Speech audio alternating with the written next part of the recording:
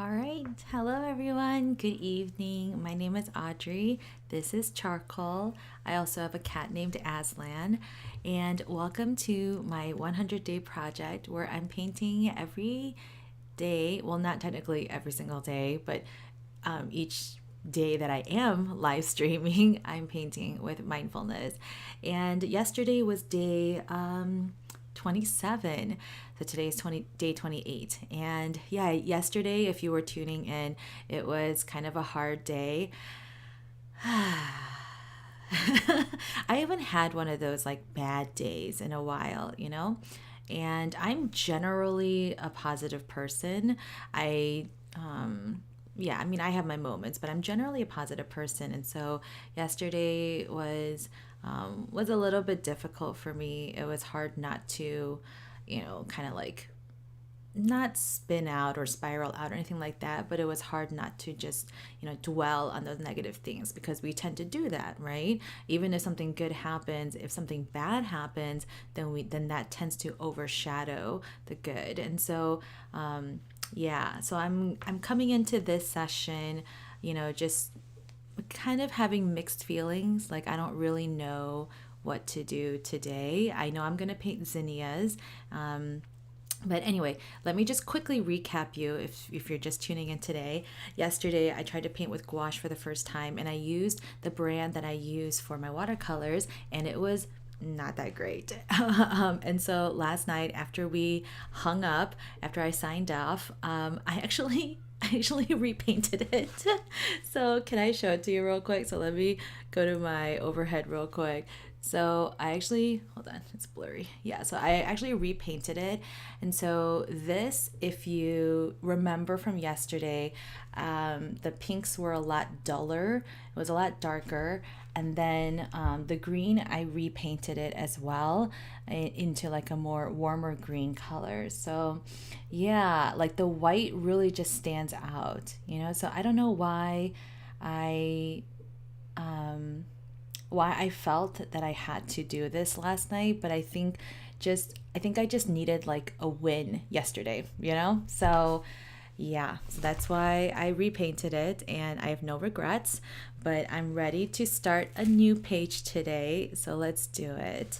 Um, just thank you so much for joining. Hi Linda, hi Keith, hi Karen, hi Rena. Wow, everyone's on today. Thank you so much for being here. Um, yeah, I'm painting zinnias today. So if you don't know, zinnias is a very, very hardy plant or flower, and it's great to have in garden. So I actually do some vegetable gardening in my backyard, and so I used to plant zinnias. I should have this year. I don't know why I didn't, but they're super colorful, and so I think I'm gonna do like a set of 4 zinnias, just from like slightly different angles, and then yeah, and then I did bust out my gouache just in case I want to add any like final details. So let's get into it. Oh, I know my camera's working today. Oh my gosh. Like it was just I really hope it doesn't freeze today. Like I have like that was another thing. I was like I didn't know how to troubleshoot it. So I don't know. Let's see. Anyway, let's start with our breathing exercise. So if you're joining me for the first time or if it's been a while, part of my mindfulness routine is to do a breathing exercise. And I just do it for like a minute or so. When I do it just on my own personal time, I usually do it for longer, sometimes like 3 or 4 minutes. And it really just depends on how long you need. So I for the sake of this session, I only do it for about a minute or so. But we breathe in through our noses for 4 seconds and out through our mouths for 6 seconds. And I usually have my palms facing up, and this is just a posture of openness, of receiving. And yeah, and then I usually close my eyes to kind of shut out any distractions. And in terms of like what I'm thinking, it's not that I'm trying not to think about anything, but it's more about like being the breath. I know it sounds super corny, but it's more about like being the breath and letting and allowing the breath and traveling with the breath like all over your body. And so it's just a way to kind of like awaken your brain almost, like to get all that oxygen up to your brain, but then also just relax all the muscles in your body. So Yeah, so if you're joining me and you're seeing me breathing, that's why I'm doing it. So won't you join me? I'll turn on some music and let's get into it.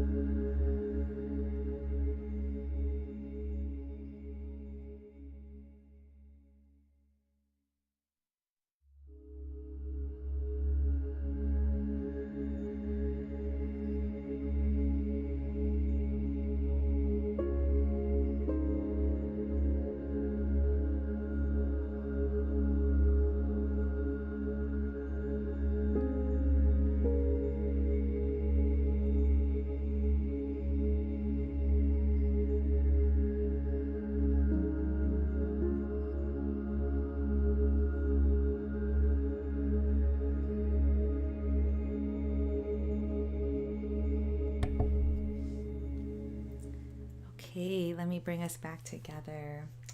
Hi, everyone. I love that you guys are calling yourself the OG. That is so true. A lot of you guys have been with me since like day one. So, yeah, and I know some of you, I think Rena at least. I think Rena, you were following me even on Instagram before, and I think Keith, you said that you found me through Instagram too. So I really appreciate it. Like I know it's not just like I don't, like I don't need like a million people, following me or liking my stuff. I think just the fact that I can call you by name just makes me really happy. So thank you for being here. Yeah, let's get into it. So I don't have any reference photos for today. I have a couple. I have my Unsplash window up, and I have a couple that I'm just kind of looking at, but I'm looking at like 4 different photos, so I didn't want to clutter my window with 4 photos. So I will just be painting on my own over here, and I can't wait to see what you create. So let's get into it. All right. Charcoal still on my lap, so I'm very carefully trying to open my stuff. You know what? I'm just going to put him down because I feel like he's going to want to jump off anyway. Sorry, buddy. Okay. All right. Okay, well, good luck. I'm going to go ahead and turn on some music. I've just got that same soft piano playlist going, and I'll see you in a little bit.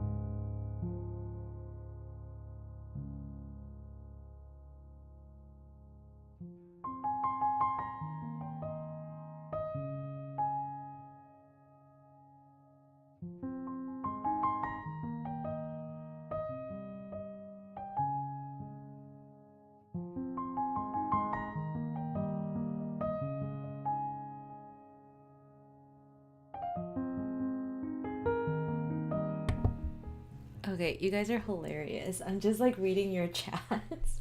I feel like maybe we should chat a little bit. Um, yeah, Rena, I do remember you. Yes, I think it was after a Skillshare class. Your name just sounds so familiar, and so I do remember like seeing your name. And then Keith, oh yes, calligraphy. Wow. So can we talk about that for a second? So I did start with calligraphy way back when, and it was so actually my whole creative journey, and I'd love to hear about your individual creative journeys too. But my creative journey started with the bullet journal. Do you guys remember that? I know it's not like that long ago. And it was right after 26, or it was during 2016. And in June 2016, my grandmother actually passed away, and I didn't know, like, I mean, my whole mental health journey has just been like, I don't know how to deal with my emotions, you know? I'm in a better place now, but that's kind of where I started. And so when she passed away, like, I was not able to, like, see her because she was in Korea. And then I wasn't able to just, I don't know, I didn't know how to grieve, you know? And I didn't have the resources to know how to grieve.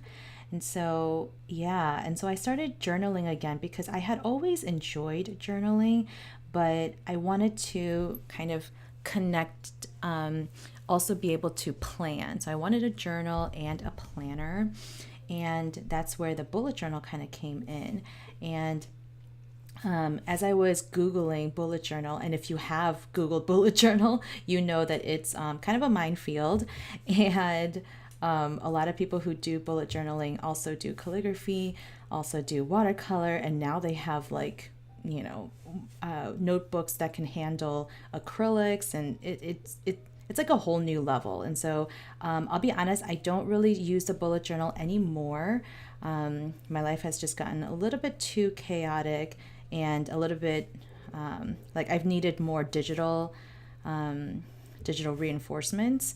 And so, yeah, but anyway, and so that's kind of how it started. And so I started learning calligraphy because I was like, ooh, I want to do the cool, you know, titles that everyone else is doing. And then as I started learning that, I noticed that people were using watercolor to also do calligraphy, and then that kind of led me to watercolor.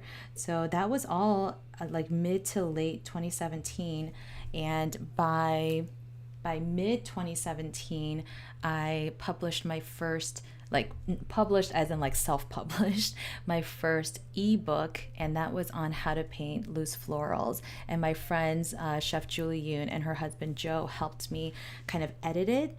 And yeah, I sold it on Etsy. It was like, it was crazy. Like, I was so surprised that people were willing to buy my stuff. I was like, what? Like, you want to learn from me? Like, what? 2017 was also when I started publishing my Skillshare classes.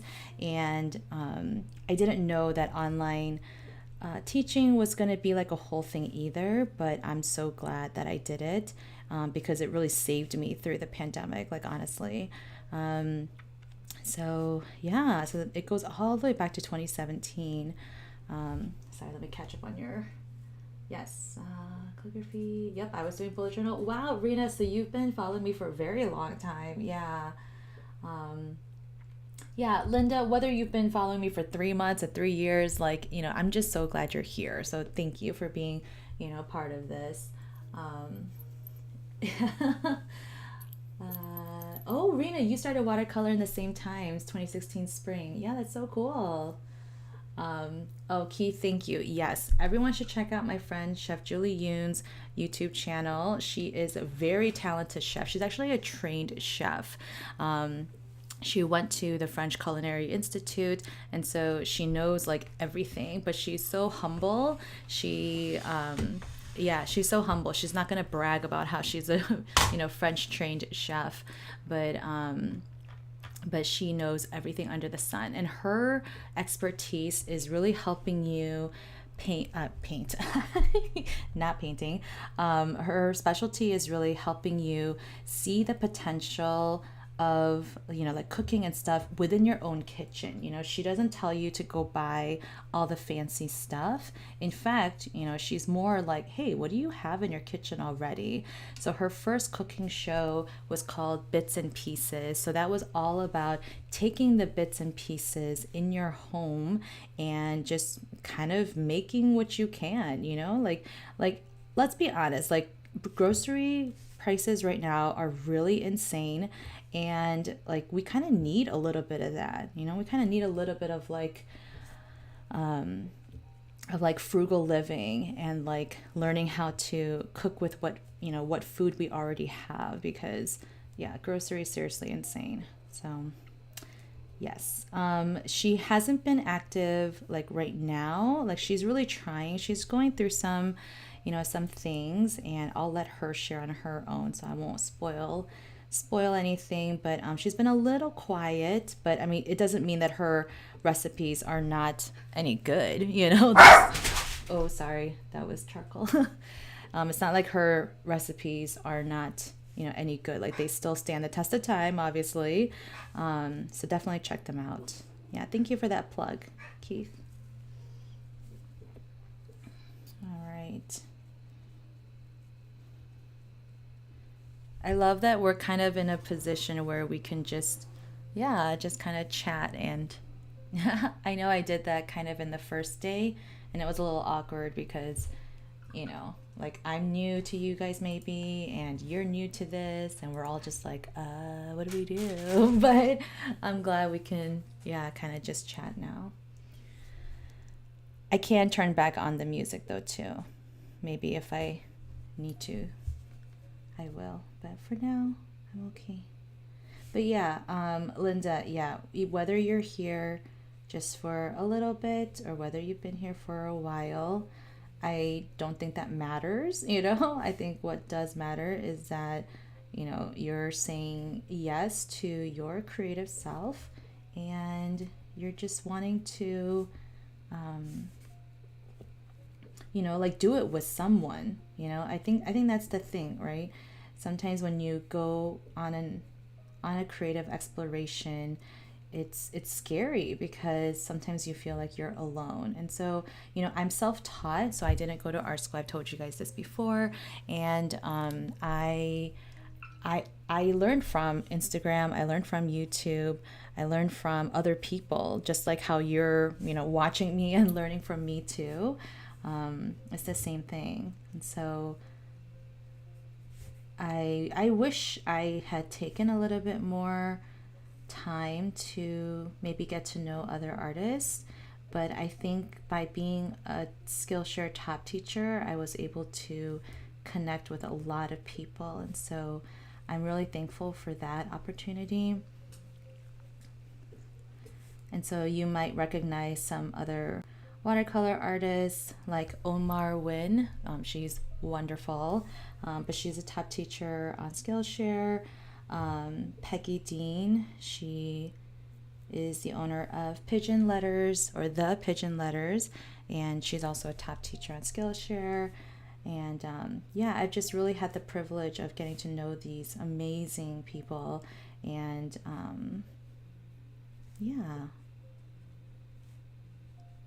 like I feel like I've learned a lot from them and just taking their courses as well. And so it's good to have that camaraderie,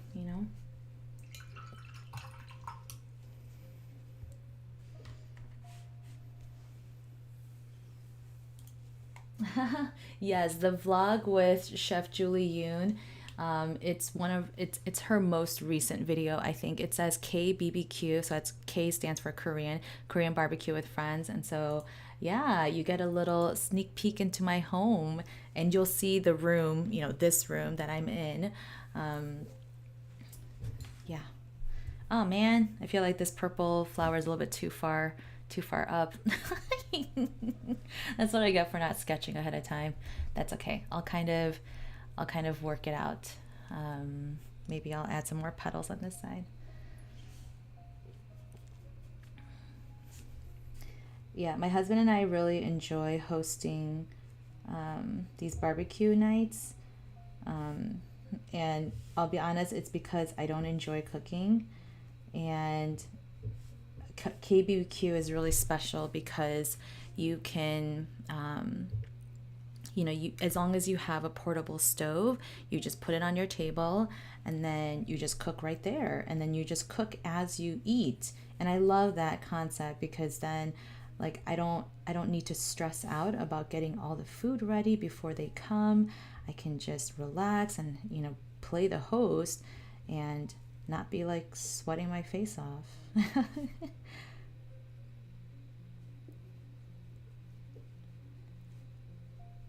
And because you're cooking and eating at the same time, you tend to go a little slower. You spend more time in conversation. Yeah, you just take your time. Wow, I'm adding like a ton of petals to this flower.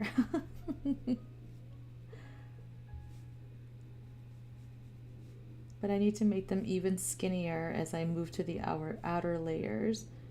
But I'm really trying to balance this out. But now this purple one looks ginormous compared to this one. I think I'm just gonna add some more petals.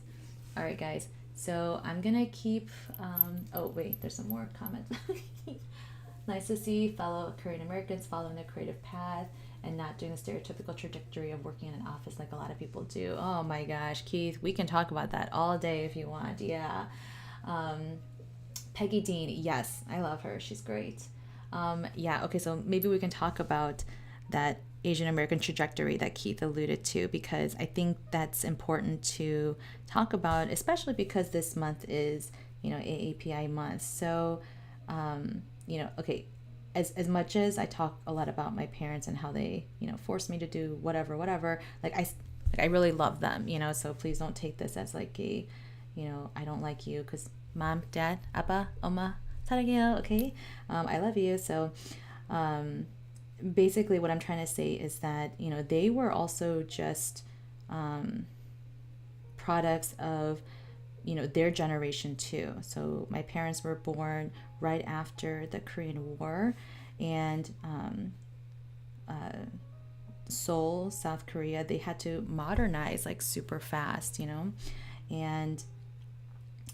and when my parents moved to the US, like they came because just like everybody else, better opportunities, success, chance for your family to, yeah, to have a better life, all of that, right? Okay, I'm gonna stop on this purple flower. It's like getting a little out of hand. I just kept going and going, but I need to stop. Um, yeah, so they came just like everybody else, and they wanted to provide opportunities for me and my brother. Um, but I think they were just, influenced as well by other people too, like everyone wants their children to succeed. And during that time, what was the definition of success? It was to, go to a great school, have a great job. And what jobs make the most money? Well, doctors, lawyers, things like that. And so I think, that was like, as an adult, I now understand why they were like that and why they pushed me so hard to be like the best of everything, So I don't hold anything against them. Like I've moved on and healed from that. But I think what pervades now, or yeah, so anyway, so I'm also the oldest in my family. I mean, family of two. So it's just me and my brother. So but I think that also has its own expectations. And when you're the oldest son, there's also certain expectations. I was very talented as a child. Like my parents wanted me to become a concert pianist, but that was never going to happen because like kids who became concert pianists were like already traveling the world and playing with the London Symphony Orchestra at like age 10, right? And I was only starting to take my concert pianist trajectory serious at like age like 13, and so I was like way late to the game, right? So there was no way that was going to happen. But yeah, but then besides that, my parents still wanted me to like go on to grad school, get a PhD, become a professor or like whatever. So yeah, so that's kind of what happened. But and I think because of my people pleasing nature, I wanted to do what they said. And I knew that I could. Like, I was smart. I mean, I am smart. And I knew that I could do my best and blah, blah, blah. But I think what I missed in that pursuit was that it was never for me. It was, and not like in a selfish way, but just like I I wasn't doing it because I actually wanted to. I wanted to do it because my parents told me to. And so that really stuck with me for a lot of my life. And then, um, yeah. And so when I told them that, I was going to go into education, I mean, they were still happy. They were like, oh, okay, that might have a lot of great opportunities. And then when I told them that I'm going to work in museums, they're like, what now? And I feel like every time um, I, I thwarted their expectations, they try to like justify in their mind, like why this is a good idea so that they could still brag to their friends, you know, that like what I'm doing is not crazy. Um, yeah. Like I said, Amma, Appa, I still love you. Okay, I'm not saying any of this to, make you feel bad. But yeah, I think there was definitely that kind of pressure um, to look good in front of, your friends and your friends' kids. But anyway, so I feel like every time I gave them an update about my life and was like, oh, I'm going to do this instead, I feel like they were just like, oh, okay, all right, all right. And so I think my parents also had to learn a lot about like what it means to let go of their own expectations and biases and um, yeah, all of that too. I think just as we are on our own healing and growth journey, so are our parents, and I think sometimes we forget about that part and just expect them to like, have their stuff together. But it's like they're also on a journey too, No matter how old we are, we can still grow. So, yeah. Anyway, so all that to say, like if you are a doctor or a lawyer or whatever, like, you're still welcome here. It's not like I don't like you. Like I have plenty of friends who are doctors, and I have a few lawyer friends. But I think what the most important thing is that you did that because you had a passion and you wanted to pursue it and not because someone told you to, or you felt pressured to. I think that's the most important thing. And so, yeah, so now me pursuing watercolor and, being online like this, making my own schedule and stuff, like, I love it. Like, I never thought this was possible. I never, the only thing is I would love to travel a little bit more, but I'm not going to be too choosy about that. Yeah. Okay. Um, oh, Linda, thank you so much. I really appreciate that comment. You said that I'm pretty sure your parents are so proud of you, Audrey. Yeah, oh, you're gonna make me cry. That actually really means a lot because my parents have said that recently, and like I said, they're on their own growth journey, and um, seriously gonna make me cry. Yeah, they're on their own growth journey too, and those words, I'm very much a words of affirmation person, and when they do say those words, like it means the world to me. Um, so thank you for affirming me and saying that too, Linda. So I am using a little bit of gouache right now, just to add some yellow details. I could use yellow ochre. My yellow ochre does tend to be pretty opaque, but I don't know. I'm just trying to get more comfortable with using the gouache, so I'm going to use that here. Keith, all right. It's not art related. Maybe feel free to decline if it's too personal, but do you mind if I ask how you met your husband? Yeah, of course you can ask. So I met him through Coffee Meets Bagel, and that's an online app.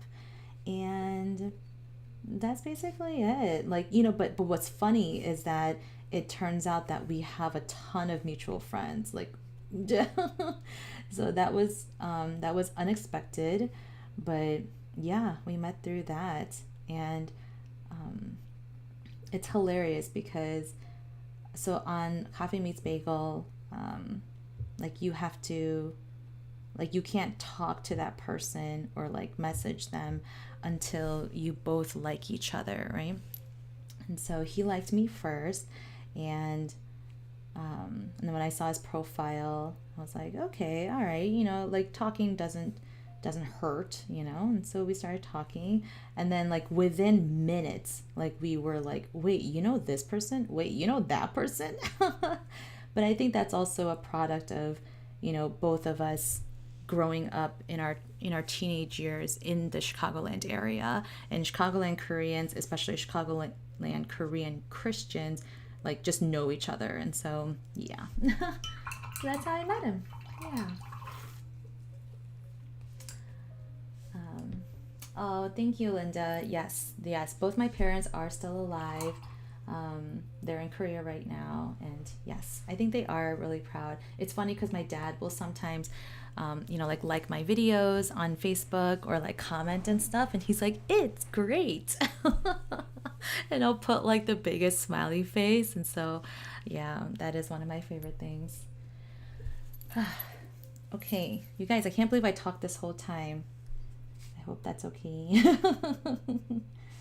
um, I really do enjoy chatting with you guys. I know it's kind of one-sided because it's just me talking, but I don't know. I think I didn't expect, like, I really thought it was just going to be like me most of the times here, and that's fine. Like, again, my biggest learning through this whole thing is just that I just need to show up for myself, And so that was always the goal, but I think an unexpected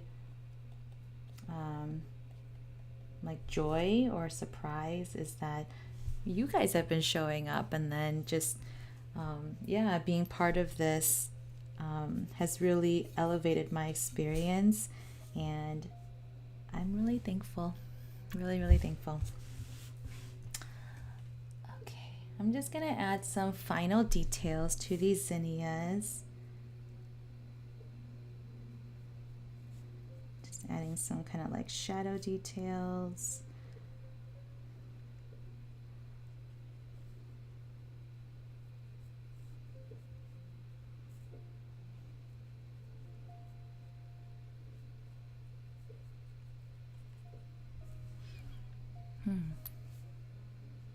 I think zinnias are so pretty. Again, they come in like so many different colors. They're just so breathtaking.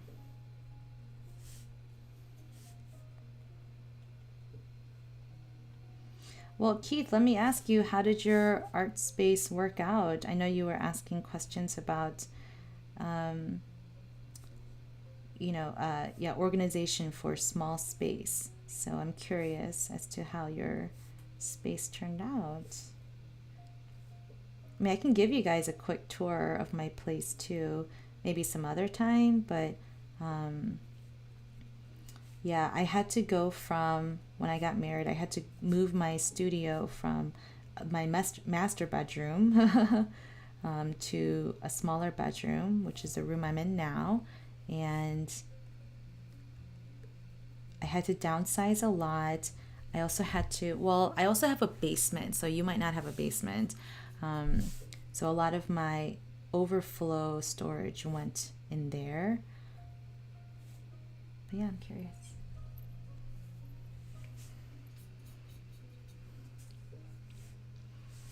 Okay. I love when I add these like final touches to these paintings, and then it just kind of like boom comes together, I love it.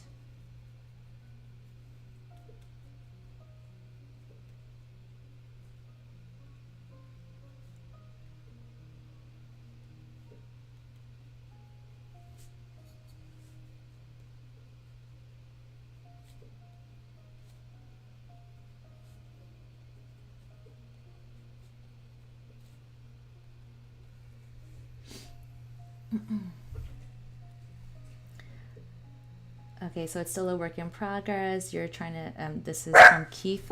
Oh, charcoal. It's okay. Still trying to get some boxes and compartments to organize items. Yeah, I hear you. I feel like half of my battle was just trying to find the right organization, like storages, you know? I was like, do I get clear bins? Do I get colored bins? Do I get cardboard? Do I get metal? You know, plastic? Like, there's so many options. So I totally hear you. I I think I might have mentioned this in the video, but or not in the video, but in my message to you. But clear is always a good option, and that was actually something that I learned from Chef Julie Yoon when she helped organize my pantry. And yeah, so clear is always great because then you can, you know, clearly see what's inside, and you don't end up overbuying or yeah, overbuying or buying repetitive things, right? So if you can, try to like have stuff exposed or label them very clearly. Yeah. Yeah, I know options are totally overwhelming. Marie Kondo. Oh my gosh. Did you guys see though? Marie Kondo had like 3 kids, or I think 2 kids, 3. I don't remember how many children she has, but like she recently came out and said that her house is not as, you know, organized as it normally is, and people were like, "What?" You know, like, what do you mean? Like, if you don't keep your house clean, then like, what hope do the rest of us have? You know. But I think she finally, you know, realized like, yeah, kids are messy. Kids bring on chaos in a good way, you know. And how can you possibly keep your home like spick and span and totally clean? I think her principles of, you know, still like decluttering in a smart way is still helpful. But I think again, like, yeah, when you have kids, like you just don't know what you need, you know, so you end up holding on to stuff. So, you know, I don't throw any shade at her, but I just thought that was like so funny, and people were like so confused. They're like, wait, what does that mean for my life now? But yeah, I really do like her stuff. I don't have the patience to fold my clothes the way that she does, though. So, yeah.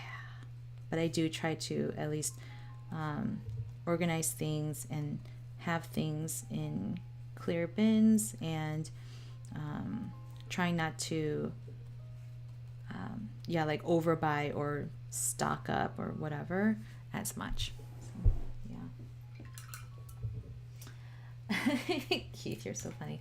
Well, no, I think like, you know, like she still practices what she preaches, but I think she's just more sympathetic or empathetic now towards like especially families, you know, or people who just have a lot of burdens, you know. So I think, you know, she's a little bit more understanding. That's all. All right. Wow, I talked forever. I'm gonna stop and show you my zinnias. Yay! Yay, I'm really happy with how these turned out. They're a little oblong shaped and whatever, but I don't care. They're cute. Okay. And so I'm going to go ahead and finish off my session. Oops, sorry. I didn't mean to zoom in. I meant to zoom out. And finish it off by just washing out my brush and then blotting. I'm really happy. Okay, yeah. Well, let's just end it first. Okay.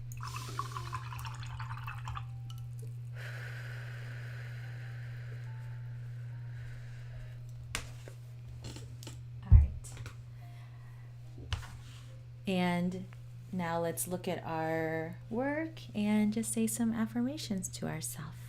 So I'll give you a moment.